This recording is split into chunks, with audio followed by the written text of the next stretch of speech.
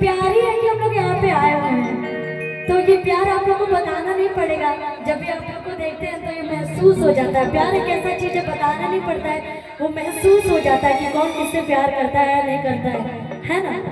उसी पे एक लाइन बहुत ही प्यारा है, तू लाख छुपे में प्यार बके, तू लाख छुपे में प्यार बके, दुनिया के पता चल जली तेरे